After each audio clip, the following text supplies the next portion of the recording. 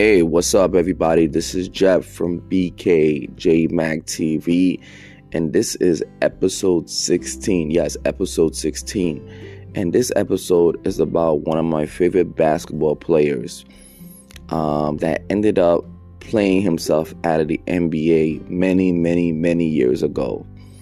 His name, Latrell Sprewell, one of the best Knicks players in Knicks history.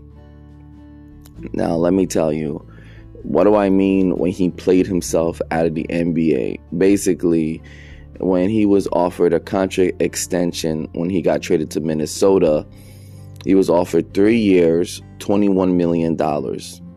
He said, and I quote, "It was not enough to feed his family." $7 million a season wasn't enough to feed his family. There are people that are struggling out there just to make $20, $50, $100. So to say that $7 million is not worth enough to feed your family is absolutely ridiculous and ludicrous. Still one of my favorite basketball players, don't get me wrong, but his behavior at the time was grossly immature. $21 million NBA contract, and he turned it down because he said he could not feed his family on it. I mean, what are you getting? Caviar every night? I don't know. Expensive food flown from France every night? I don't know. I just don't understand it. I don't understand it. Here's the article by Josh Rogers on Yahoo Sports. Crime mobs Nick if the buck took on a new meaning for former NBA star Latrell Sprewell. With a career that had him labeled as one of the league's bad boys, Sprewell's on and off court moves were ones for the record books. Latrell Sprewell was born on September 8, 1970 in Milwaukee, Wisconsin. After playing high school basketball, he played with the Three Rivers Community College for 2 years.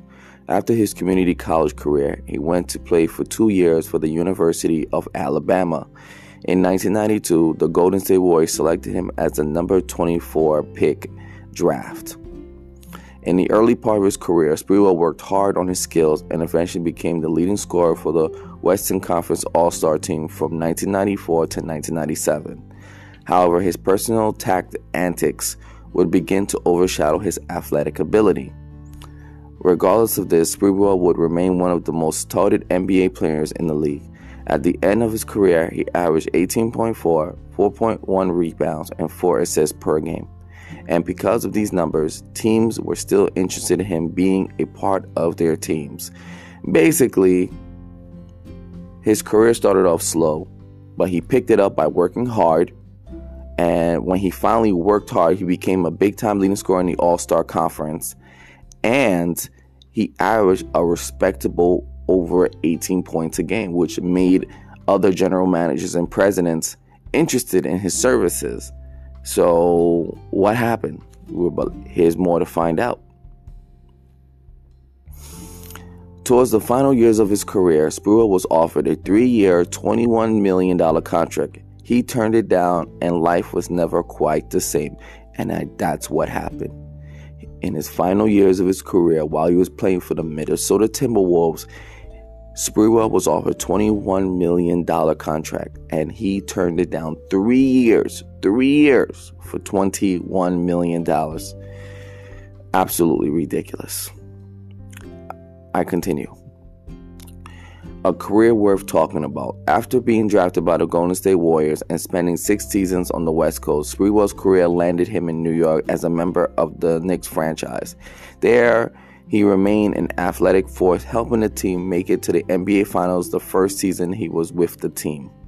Amazing. Not the 98-99 season, the lockout season, so everybody called it. And Latrell Sprewell came there and injected that team with a life form unbelievable, and he guided the Knicks to the NBA Finals. They lost to the San Antonio Spurs in 5 games, but he carried that energy and he carried the city on his back. And because of that, he's well regarded and well respected in New York. That's Latrell Sprewell. He did good for New York. He did good. He would eventually play a total of 4 seasons with the Knicks. After his time in New York, Sprewell was traded to the Minnesota Timberwolves in a 4-player deal in 2003. He was considered the pivotal part of their big three, along with Kevin Garnett and Sam Cassell. Despite his fascinating history, the Timberwolves were excited to have him as part of the squad.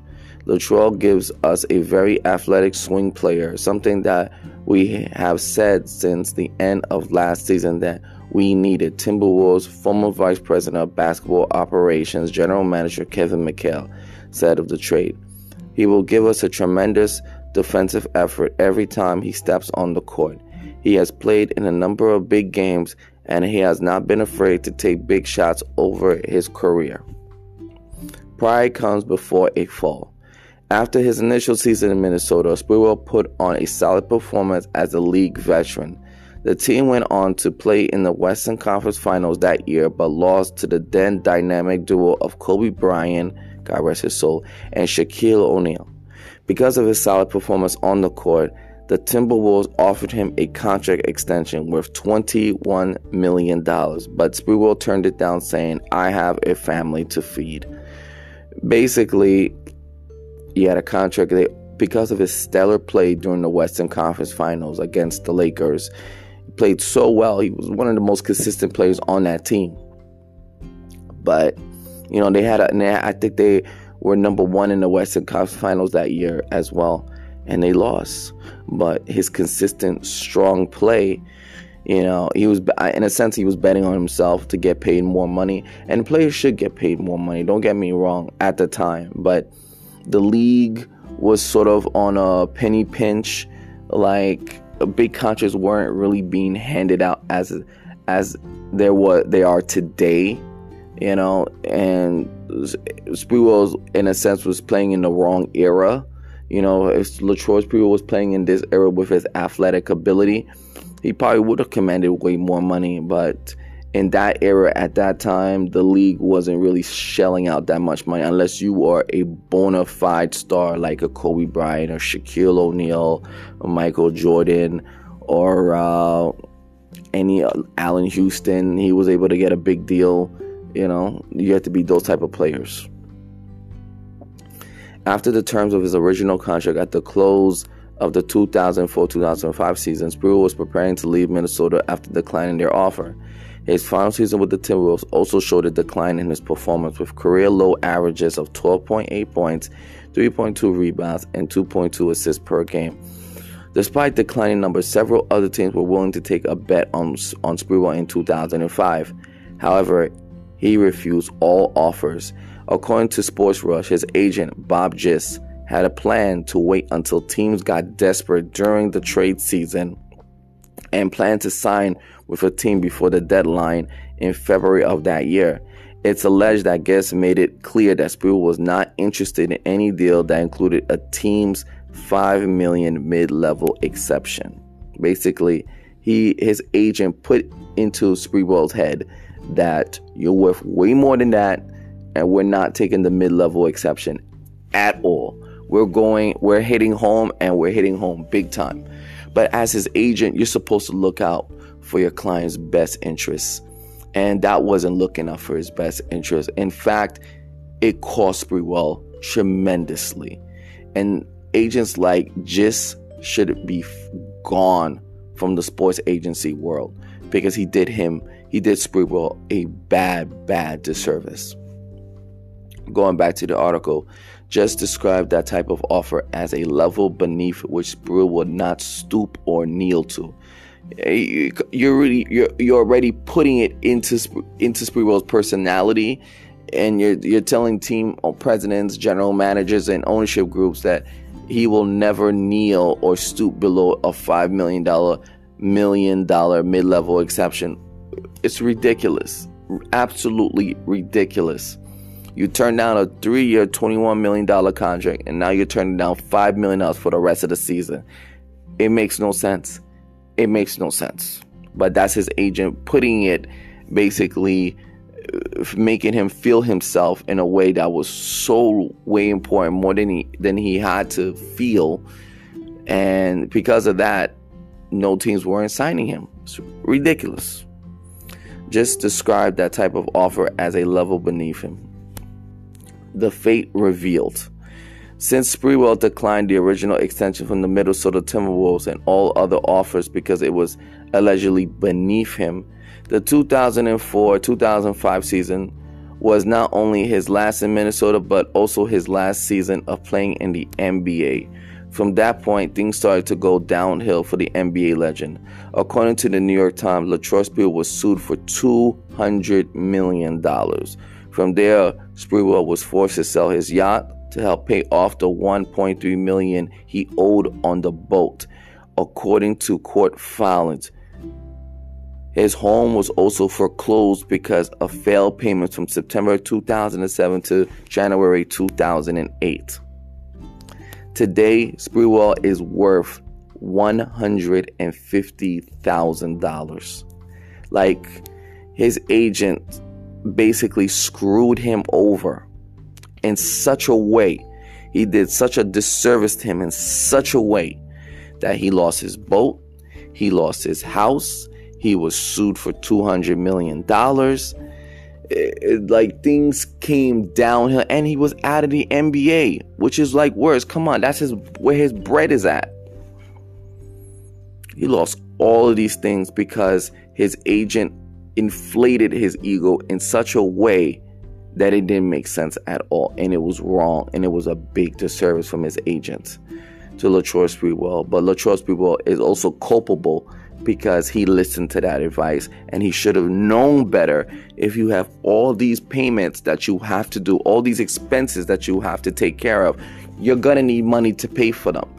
And clearly he needed the money to pay for those things, for his house, his boat, and potential litigations against him. Now he's only worth $150,000, which is crazy. It should not be the case at all. It should not be the case. Nevertheless, that's not how the story ends.